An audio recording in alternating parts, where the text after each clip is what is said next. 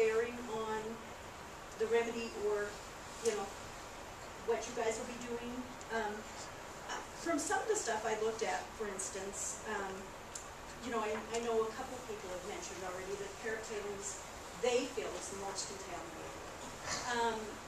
And it's been said that some of it is just as acidic or contaminated as Berkeley pit water, and I kind of wondered what EPA's kind of stuff might be. Two parts of that. The health data and health studies and health information, we rely on the Agency for Toxic Substances and Disease Registry, ATSDR, of the Centers for Disease Control. We rely on their input for some of that public health assistance, and we also try and work very closely with through our state partners with the Department of Health and Human Services. We try and work with local health departments on, especially as it relates to health studies and you know, and trying to incorporate and trying to use those data as part of remedy decisions. I mean, obviously that's one of the things we're very focused on.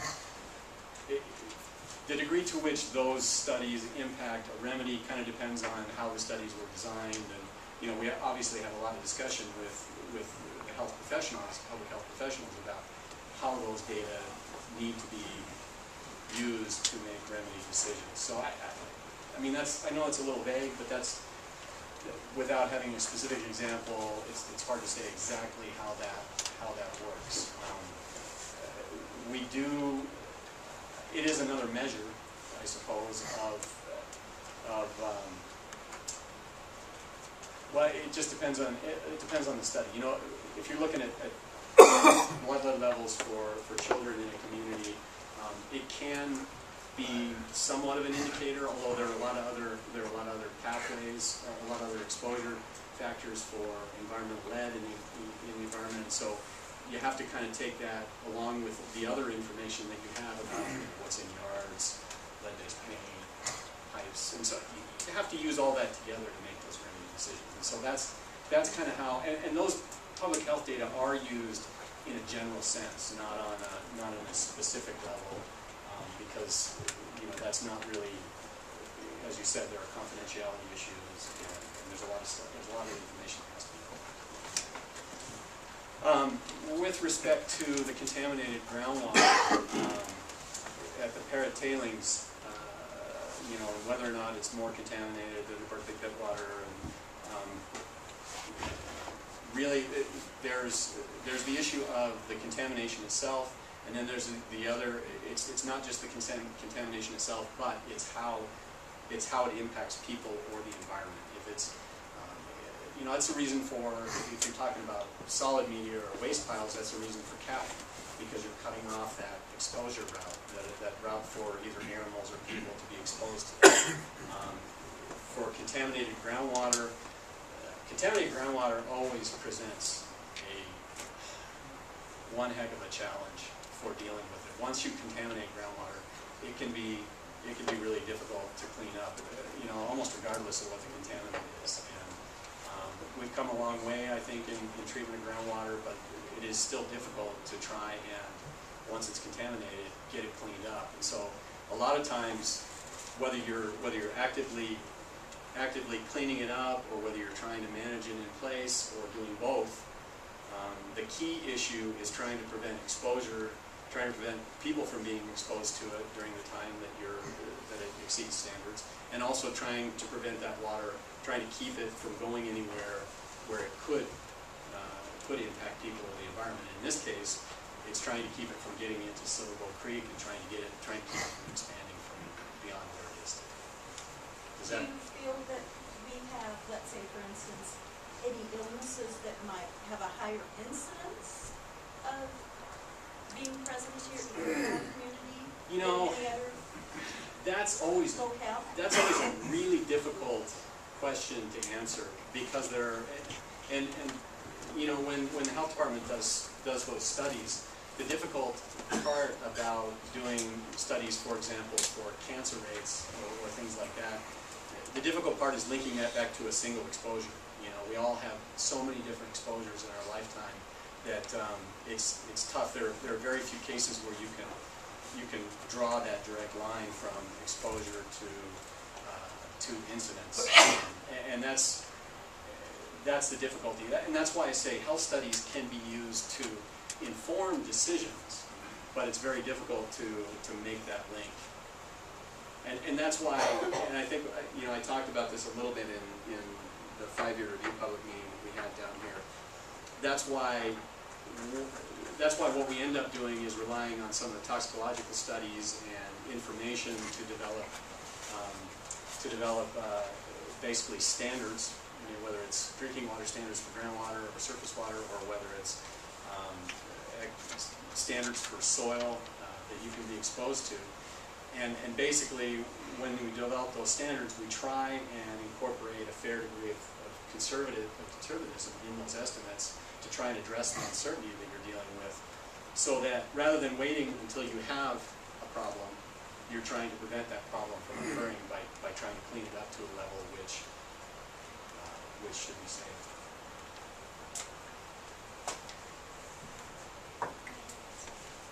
Yeah, my name is Fritz Daly.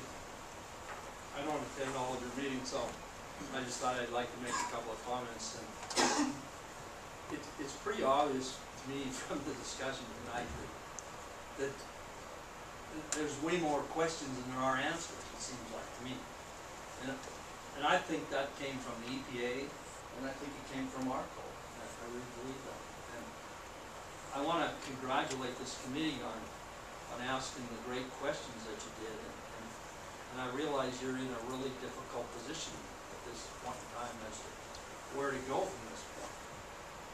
And I guess what I'd really like to see is I was really surprised with the comments from ARCO tonight, to be honest with you. And I felt really good about it, actually.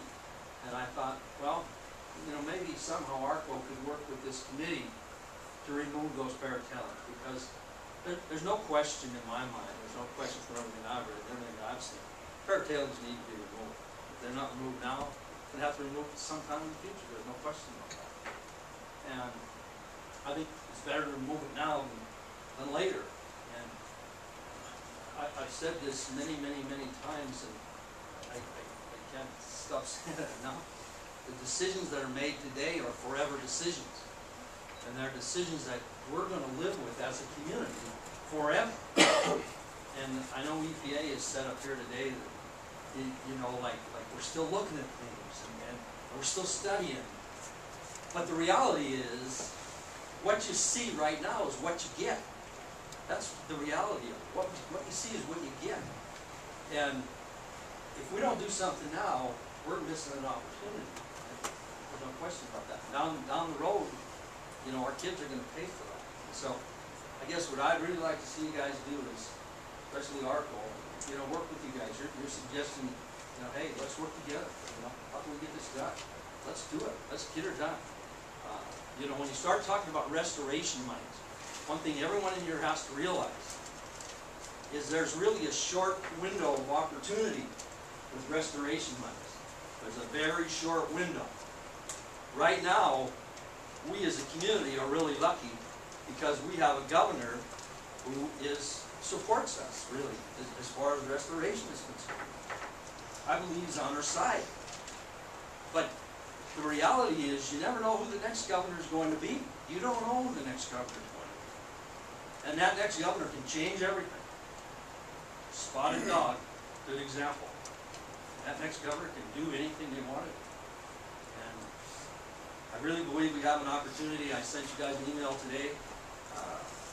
We need to start looking at the leftover Servo Creek money. We need to start looking at the money that's left over from the original settlement to start doing things right. The best solution in this whole process is to do it right. That's the best solution. No question about it. Do it right. And if you do it right once, you don't have to do it again. And like I said, I don't come here very often. I know I take a lot of your time, but I'm concerned about this, and I'm concerned about the future of this community. This is a great community. I love it. I live here. I know you guys do too. We need to make it the best we can for our kids. Thanks for giving me the opportunity to say that.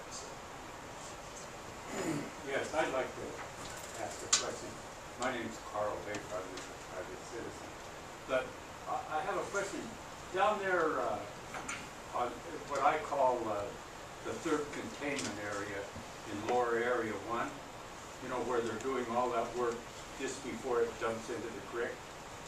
What, did it take a long time to decide what to do there?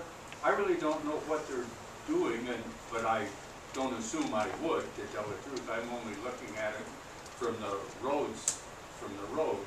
But are they going to try and capture this contaminated silt or whatever and take it out of there? What are they, you know, they've got the first containment area, the second containment area.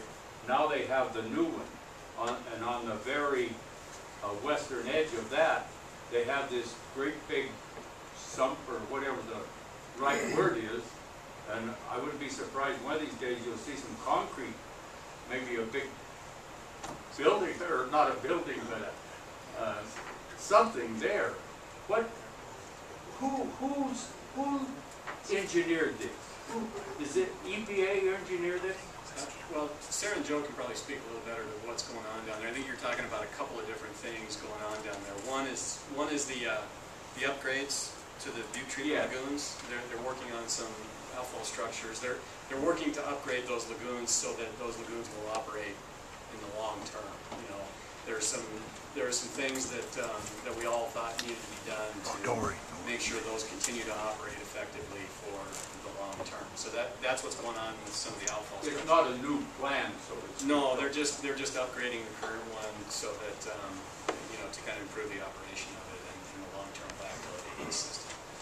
The other thing that's going on down there is that the area of the Butte Production Works. Well, no, that's to the east.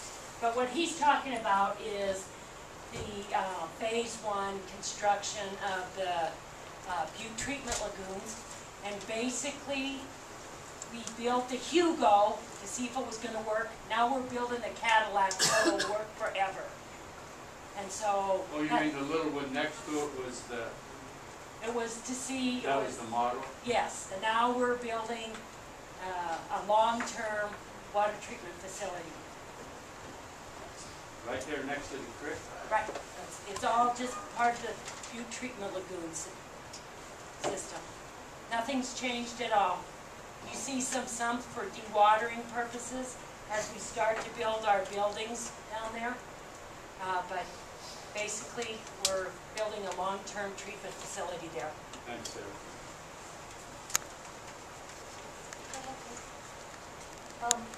First of all, thanks for your presentation today, Joe. I enjoyed that and learned some things. And I'm Chris Brick from the Clark Fork Coalition. And I guess I've got a comment and then maybe a question or two. It seems that what I got out of your presentation was that, you know, reasonable scientists don't quite yet agree on some fundamental things about the Parrot tailings and about groundwater contamination in the whole metro storm drain area. And so, you know, that suggests that there are still significant uncertainties that need to be resolved. You've got some studies going, actually way more studies than I thought you did, going to try to resolve some of those questions, and I think that's really good. I'm glad to see that's happening. And I look forward to seeing the results. But, you know, I know that one of the criteria that EPA uses for remedy is long-term protectiveness, right? So it seems to me that you still, before you can really make a decision, you still need to be able to answer with new information that you're in the process of collecting. You still need to be able to answer how long it would take for the aquifer to clean up, because I heard today that you still don't have a sort of an answer for that specifically. And I know it's not, you're not going to come up with a year, it's going to be a range of years, there's still going to be uncertainty, and to what extent it would clean up. And I think those are things that really need to be answered, I hope, before you would make a decision, and I don't know if that decision would be in the consent decree or when it would be made on the Parrot tailings. Because I know in this community, it's got to be pretty discouraging to look at a remedy where you know, where EPA is telling the community, you know, don't water your ball fields here, don't irrigate them.